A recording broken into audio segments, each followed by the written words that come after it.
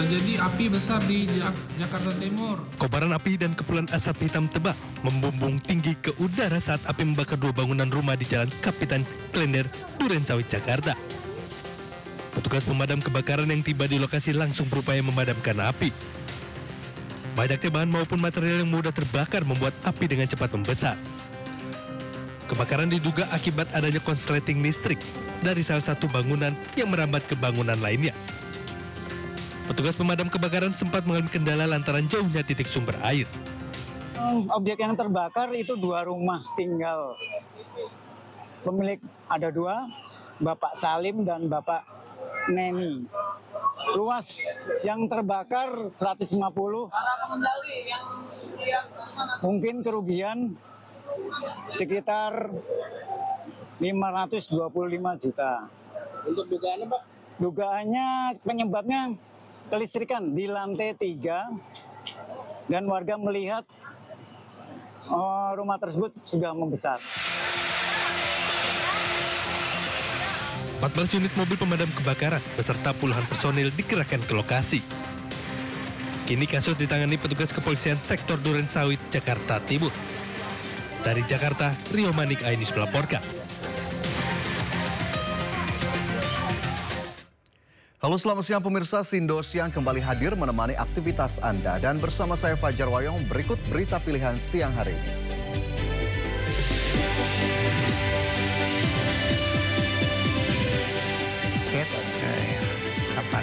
Kematian diplomat muda masih menjadi misteri. Teman dekat diplomat ADP di KBRI Myanmar memberikan kesaksian sosok almarhum.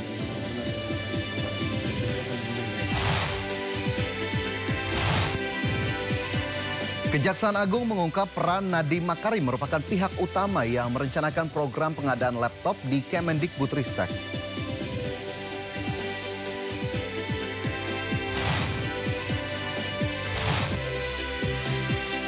Ketua DPR RI Puan Maharani menyebut DPR telah menerima surat pemakzulan Wapres Gibran Rakabuming Raka dari Forum Purnawirawan Prajurit TNI.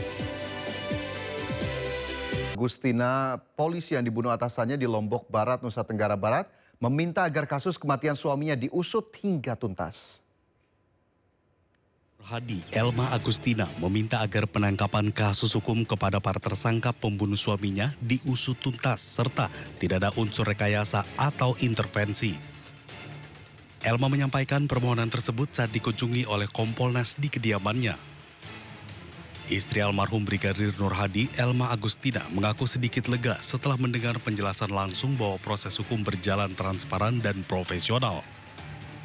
Elma meminta para pelaku dihukum seberat-beratnya serta menyampaikan harapannya agar kepolisian memberikan jaminan masa depan bagi dirinya dan anak-anaknya.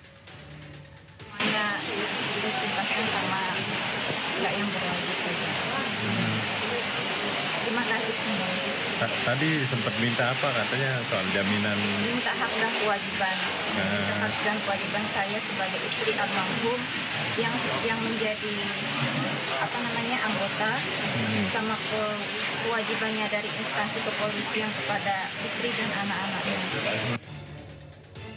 Seperti diketahui, polisi telah menahan 3 tersangka dan pemberhentian tidak dengan hormat atau PTDH kepada 2 tersangka.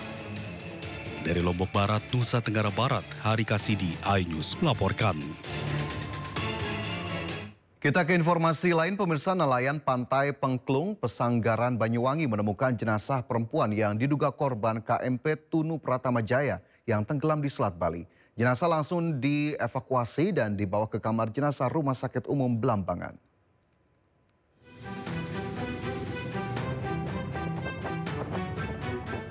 Sesosok jenazah perempuan ditemukan nelayan di Pantai Pengklung, Pesanggerahan, Banyuwangi, Jawa Timur.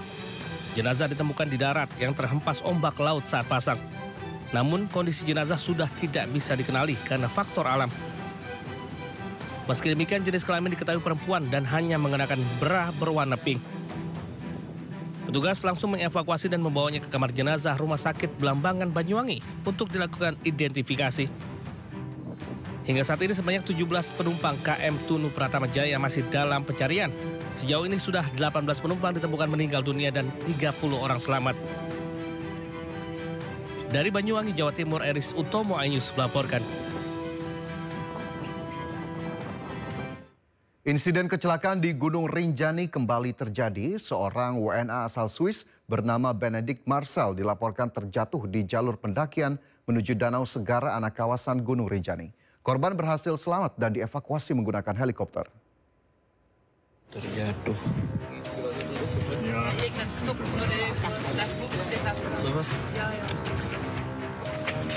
Dari sana. Helikopter berdiri. Inilah kondisi pendaki asal Swiss Benedict Marcel, 46 tahun setelah mendapat pertolongan pertama dari rekan-rekannya saat melakukan pendakian di Gunung Rinjani Rabu pagi. Korban dilaporkan terjatuh di jalur menuju Danau Segara Anak pada pukul 11.25 waktu Indonesia Tengah oleh porter dan guide korban. Meski dilaporkan selamat, namun korban dilaporkan mengalami patah di bagian tangan dan kaki.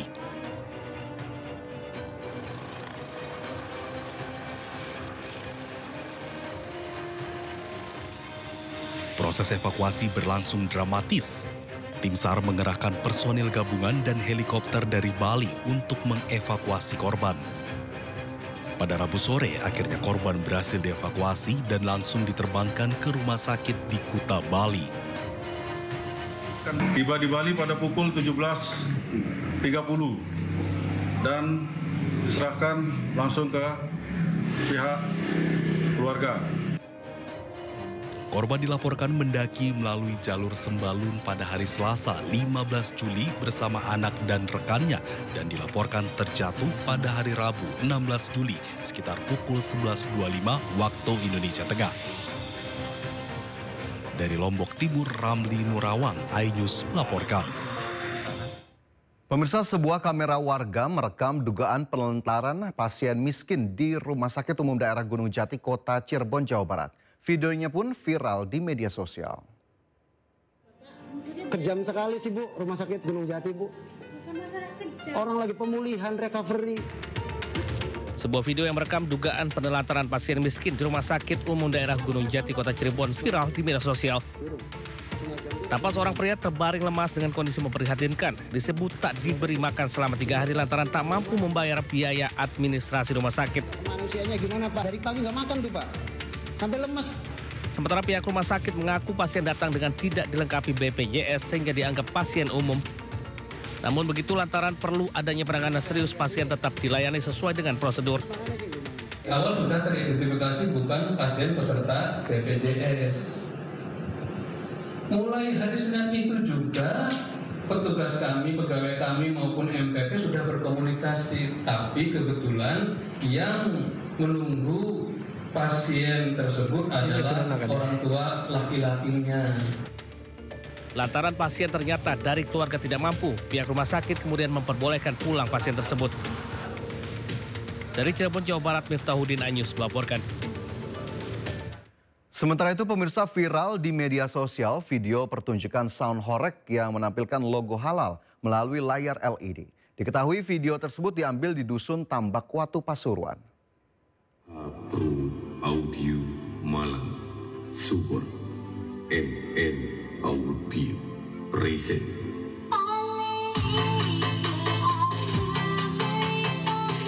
Cuplikan video terkait sound horeg yang menampilkan logo halal melalui layar LED viral di media sosial. Dalam video itu tampak sound horeg berukuran besar dilengkapi 5 layar LED menampilkan logo halal.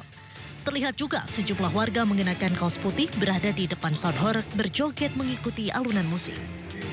Diketahui video tersebut diambil saat kegiatan karnaval atau kirap budaya di Dusun Tambak Watu, Pasuruan pada Sabtu 12 Juli lalu, di mana warga sekitar melakukan iuran dan menyewa sound horeg. Video sound horeg yang menampilkan logo halal ini viral di media sosial karena dinilai sebagai bentuk sindiran terhadap sejumlah ulama di Jawa Timur serta Majelis Ulama Indonesia MUI Jawa Timur yang mengeluarkan fatwa haram atas sound horeg. MUI Jawa Timur menyebut ada sejumlah hal yang diharamkan dalam penggunaan sound horeg. Salah satunya penggunaan sound dengan intensitas suara melebihi batas wajar dan mengganggu orang lain. Tim Liputan iNews melaporkan.